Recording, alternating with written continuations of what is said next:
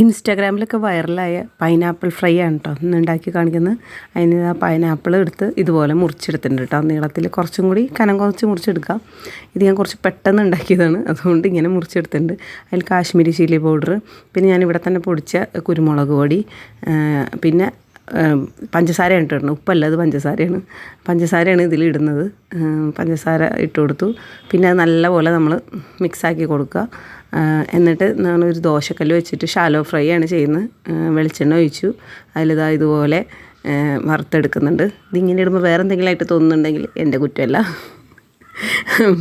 അപ്പോൾ അത് ഇത് ഓരോ രണ്ട് സൈഡും മറിച്ചിട്ട് അങ്ങനെയാണ് ഞാൻ ഫ്രൈ ചെയ്തെടുക്കുന്നത്. നല്ല ടേസ്റ്റായിരുന്നു കേട്ടോ, സൂപ്പർ ടേസ്റ്റാണ്. പൈനാപ്പിൾ ഇത്രയും ടേസ്റ്റിൽ കഴിക്കാൻ പറ്റുമെന്നുള്ളത് ഇത് ഉണ്ടാക്കി കഴിഞ്ഞപ്പോൾ മനസ്സിലായത്. പറയില്ലേ, ഇവിടെ പിള്ളേർക്ക് വരെ ഭയങ്കര ഇഷ്ടമായി.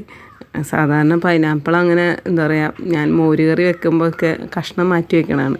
അപ്പോൾ ഇത് ഇങ്ങനെ ആക്കി കഴിഞ്ഞപ്പോൾ പൈനാപ്പിളൊക്കെ എടുത്ത് കഴിച്ചു. ജ്യൂസൊക്കെ ആക്കി കൊടുത്താലേ ഇവിടെ പൈനാപ്പിൾ ഉള്ളിൽ ചെല്ലലുള്ളൂ. അപ്പോൾ ഇതാണ്ട നല്ല ടേസ്റ്റായിരുന്നു. എന്നിട്ട് ലാസ്റ്റ് നമ്മൾ ആ ചൂട് പൈനാപ്പിളിൻ്റെ മുകളിൽ കുറച്ച് ഈ പഞ്ചസാര ഇങ്ങനെ ഇട്ട് കൊടുക്കണം. നല്ല ചൂടായിരുന്നു കേട്ടോ, ഇങ്ങനെ എടുക്കാൻ തന്നെ പറ്റുന്നുണ്ടായിരുന്നില്ല. നല്ല ടേസ്റ്റായിരുന്നു. അപ്പോൾ ട്രൈ ചെയ്ത് നോക്കണേ.